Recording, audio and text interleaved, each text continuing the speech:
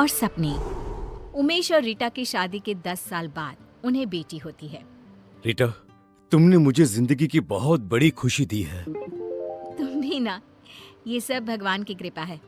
बस हमारी बेटी बड़ी होकर कुछ अच्छा करे। रीटा की सास बिंदिया ये खबर सुनकर गांव से चली आती है।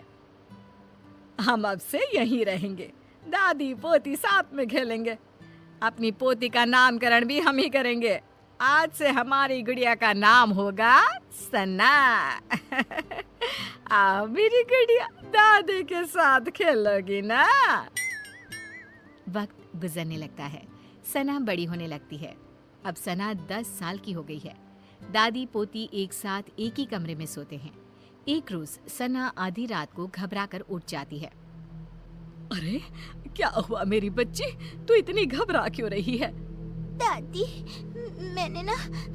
मैंने एक औरत को देखा जो मेरे बेड के नीचे से निकलकर मेरे ऊपर आकर बैठ गई और मुझसे कुछ कहना चाह रही है। अरे बिटिया, मैं हूं ना तेरे साथ। देख देख, तेरे बेड के नीचे कुछ भी नहीं है। मेरी बच्ची आराम से सो जा। अगले दिन फिर वही सब होता है। फिर सना सपना देखकर उठ जाती है। दादी, सपने में फिर मैंने उसी औरत को देखा। वो फिर उसी तरह मेरे बेड के नीचे से मेरे ऊपर आकर बैठ गई है और मुझसे यहाँ से जाने को कह रही है। कौन हो सकती है और कोई तेरे सपने में क्यों आएगा? अच्छा बेटी, वो दिखने में कैसी है, तू बता सकती है? हाँ दादी, बड़ी बड़ी आंखें, गोल चेहरा, लंबे बाल, मोटी मोटी गाल, पतली दुबली, मानो जैसे कोई मॉडल हो। क्या? ये तो नीता है, लेकिन उसका तेरे सपने में आने का क्या मतलब है? दादी, ये नीता कौन है? अब कुछ नहीं मेरी बच्ची, तू सो जा। हाँ। अब बिंदिया की डर के मारे हालत खराब हो जाती है। वो रात भर सो नहीं पाती। अगली सुबह बिंदिया सारी बातें उमेश से कहती है। उमेश, वो वापस आ गई है। इस बार उसने अपना शिकार हमारी सना को बनाया है। सना को कुछ हो गया तो हम तो मर जाएंगे। क्या माँ, आप भी कैसी बातें कर रही हो? सपने से भला क्या होता है? कौन सा वो सच में निकल कर बाहर आ जाएगी? माँ, आप है ना कुछ ज्यादा ही सोच रही हैं। इस बात को यहीं खत्म कर दीजिए और देखिए, रीटा को इसके बारे में कुछ भी खबर नहीं होनी चाहिए। उमेश की बातें बिंदिया के दिमाग से आर पार हो जाती है और वो नीता के बारे में ही सोचती रहती है। पहले तो सना को सपने रात में आते थे, लेकिन अब तो उसे दिन में भी सपने आने लगते हैं। एक शाम जब सना सोकर उठती है और जोर जोर से रोने लगती है। नहीं, मेरे मम्मी को कुछ मत करना, मैं वो सब करूंगी जो तुम कहोगी। क्या हुआ मेरी बच्ची, तू रो क्यों रही है? मम्मा वो आपको मार देगी। वो रोज रात को मेरे सपने में आती है, कभी मेरे बेड के नीचे तो कभी मेरी अलमीरा के पीछे छिपी रहती है। क्या बोल रही है बेटा, मुझे कुछ समझ में नहीं आ रहा। कौन आ जाती है और मुझे क्यों कुछ करेंगे?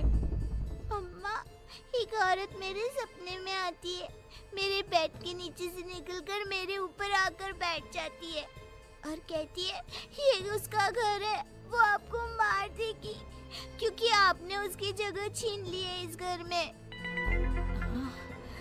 बेटा, ऐसा कुछ नहीं है और सपने ना सच नहीं होते। आपकी मम्मा को कोई नहीं मार सकता। रिया सना को तो शांत कर देती है, लेकिन उसके दिमाग में ये सब चलने लगता है और वो अपनी सास को ये सब बताती है। ये सब मुझे पता है रीटा। तब तो आपको ये भी पता होगा कि वो औरत कौन है जो सना के सपने में रोज आती है, और आपने मुझसे ये सब क्यों छुपाया? हमें कुछ नहीं पता बहू, हमें तो लगा कि तुझे चिंता हो जाएगी, इसीलिए हमने तुझे नहीं बताया। सपनों का हकीकत का क्या मेल? नहीं मम्मी जी, इस सपने का कोई ना कोई मतलब जरूर है। अगली सुबह रीटा और बिंदिया किसी पंडित को अपने घर बुलाते हैं और सना को झाड़ा दिलवाती हैं और उसे सारी बात बताती है। उस औरत की आत्मा भटक रही है और कहीं ना कहीं उस औरत का इस घर से कोई ना कोई संबंध जरूर है। सना बिटिया को ही इसका तोड़ निकालना होगा और उससे पूछना होगा वो क्यों आई है और वो क्या चाहती है। रीटा सना को समझाती है कि उसे उस औरत से सब कुछ पूछना होगा। जब सब सो जाते हैं और सना को सपने दिखने शुरू हो जाते हैं, तब वो देखती है कि अलमीरा के पीछे से वही औरत झांक रही है और पंखे के ऊपर आकर बैठ गई है और वो सना को दिख रही है। सना उठकर बैठ जाती है। तभी वो औरत उसका गला दबाने लगती है और कहती है, बोला था ना, निकल जाओ इस घर से, ये घर मेरा है, नहीं गई तो दोनों माँ बेटी मरोगे मेरे हाथ से। कौन हो तुम?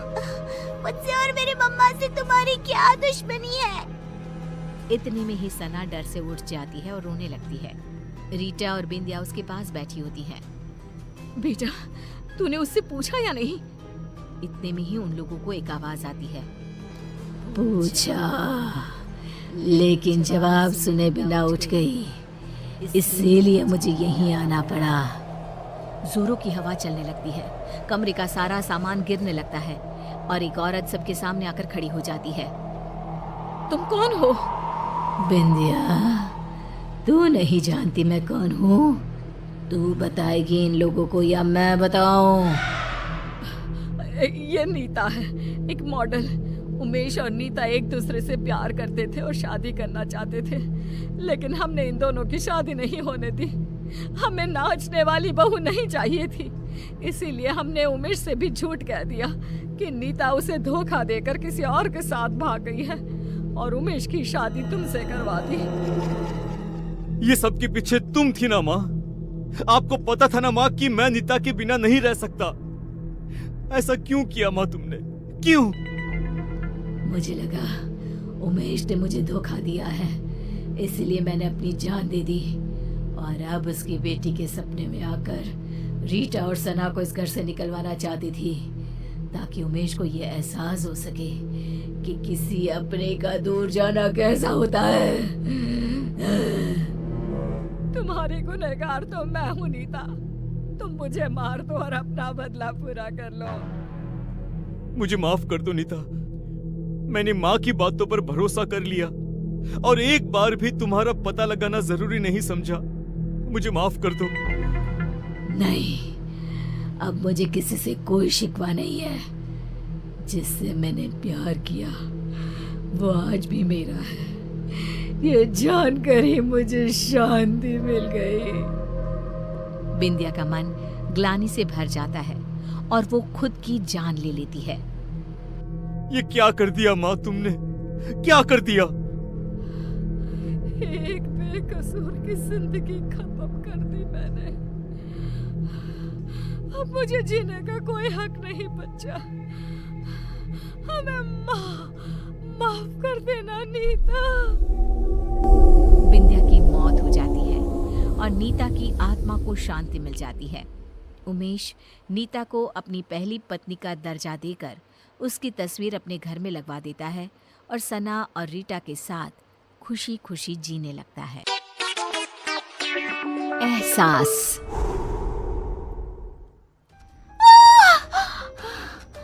फिर एक सपना, उसके पूरे होने का डर क्यों? ये सब क्यों हो रहा है मेरे साथ? क्यों? प्रीति और उसके सपने, अनकहे अनजाने, कुछ राज समेटे हुए।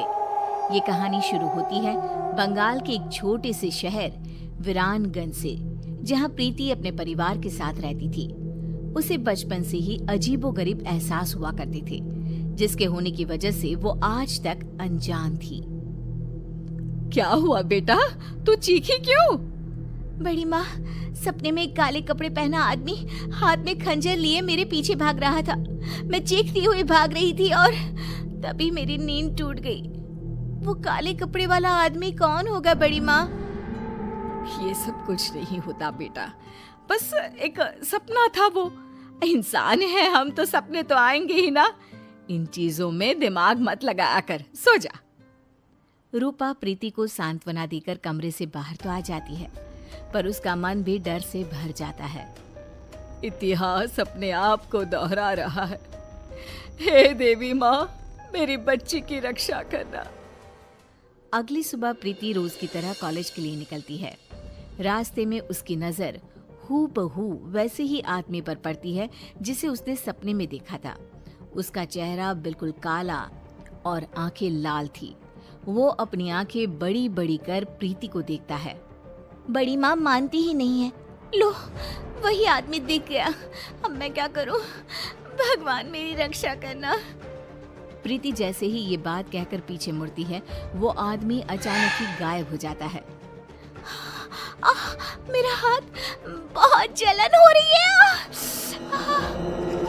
प्रीति क्या देखती है कि उसके हाथ में हर तरफ नोचने के निशान थे। ये अचानक मेरे हाथों पर खरोच के निशान कैसे आ रहे हैं? लग रहा है किसी ने बेरहमी से नोचा है। बहुत दर्द हो रहा है। कॉलेज पहुंचते ही कोई क्रीम लगाती हूँ। प्रीति जैसे ही कॉलेज पहुंचती है, उसकी शरीर के निशान देखकर उसके फ्रेंड्स चौंक जाते हैं। प्रिया कहती है, ये ऐसे खरोच के निशान लग रहा है किसी जानवर ने नोचा हो। ये कैसे हुआ प्रीति? पता नहीं यार, अचानक ही। ऐसी खरोंचें तो अक्सर किसी बुरे सांप के छूने से आ जाती हैं प्रीति। क्या यार, तू भी इसे डरा रहा है? अरे लग गई होगी कोई चोट। कोई चोट नहीं लगी मुझे। शिवम सही कह रहा है। मुझे रास्ते में एक अनजान शख्स दिखाई दिया और उसे मैंने सपने में भी देखा था। फिर अचानक ही वो कहीं गायब हो गया और मेरे शरीर पर ऐसे निशान आ गए। तुम्हारी बुआ के साथ भी कुछ ऐसा ही हुआ था ना? हाँ, पर मैं नहीं जानती ठीक ठीक कि क्या हुआ था। बट शायद मेरी ही उम्र की रही होंगी। मेरी तरह वो भी घटनाओं के होने से पहले उनको महसूस कर लिया करती थी। फिर एक दिन उन्होंने कुछ देखा और फिर वो कभी उठी ही नहीं। बस इतना ही जानती हूँ मैं। तुम लोग ये सब क्या लेकर बैठ गए? प्रीति को दवा लगा दो पहले और चलो हम लोग कॉलेज के बाद कहीं घूमने जाते हैं, मजा आएगा। प्रीति का मूड ठीक करने के लिए कॉलेज के बाद सभी घूमने निकल पड़ते हैं। सड़क दोनों तरफ से पेड़ों से घिरी हुई, एक ऐसा सफर जो सबका मन मोह ले। रास्ते में प्रीति की नजर एक हवेली पर पड़ती है। चलो ना यहीं चलते हैं, खंडर सा भी है, मजा आएगा। पुरानी चीजें देखी नहीं कि प्रीति का मूड चंगा हो ही जाता है। अच्छा है, चलो वहीं चलते हैं। तीनों गाड़ी से उतरकर उस हवेली में जाते हैं। 19-12। 19-12? ये क्या है? पता नहीं, दिमाग में ये नंबर आया। छोड़ो, मैं तो कुछ भी कहते रहती हूँ। अंदर चले। तीनों उस पुरानी हवेली के अंदर जाते हैं। प्रीति जैसे ही हवेली की दहलीज पर कदम रखती है, अचानक आंधी तूफान सा माहौल हो जाता है और तेज ठंडी हवा बहने लगती है। प्रीति के शरीर के खरोच के निशान वापस से हरे हो जाते हैं। ये निशान बहुत जल रहे हैं।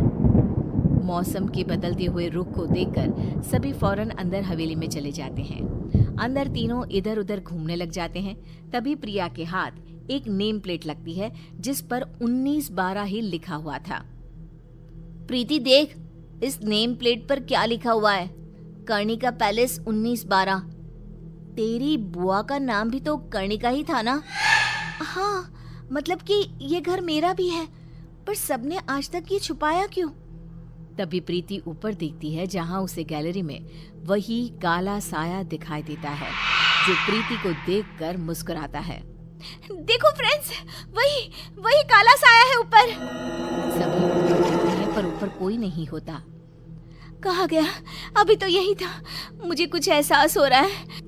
फ्रेंड्स, लगता है मानो इसी हवेली में मैं रही हूँ, पहले, बहुत पहले।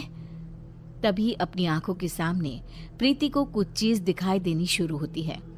वो देखती है कि उसकी बुआ उसी अनजान आदमी के साथ कोई तंत्र साधना कर रही है। तुमने जो कहा मैंने किया ना, अब तो मुझे जाने दो ना। नहीं कर्णिका, अब तुम पूरी तरह से मेरी हो। ये कहते ही वो आदमी कर्णिका को छूता है और कर्णिका का शरीर पूरी तरह काला पड़ जाता है और वो मर जाती है और वापस से प्रीति को सब कुछ पहले की तरह नॉर्मल दिखने लग जाता है। ये सब क्या है? बुआ जी क्यों उस आदमी के साथ थी? कौन है वो? तभी शिवम और प्रिया के सामने भी वो अनजान आदमी आ जाता है। कैसी हो कर्णिका?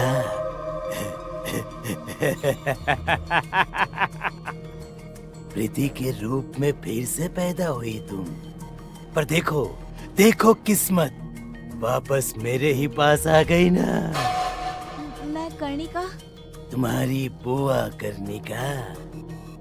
उसे काले जादू से ताकतें हासिल करनी थी और उसी काले जादू ने मुझे जन्म दिया। उसकी ताकत की लालच उसे ही खा गई और वो दोबारा तुम्हारे रूप में पैदा हुई। इसलिए तुम में बहुत सी शक्तियां हैं, पर अब तुम्हारे जाने का समय हो गया है प्रीति। वो कर्णिका थी, मैं प्रीति हूँ। मुझे किसी भी ताकत की कोई लालच नहीं है। यू कांट डिस्ट्रॉय मी। वो काला साया प्रीति के पीछे भागता है, बिल्कुल उसी तरह जैसा उसने सपने में देखा था। प्रीति भागती हुई ऊपर कमरे में खुद को बंद कर लेती है। आज मेरा सपना ही मुझे बचाएगा।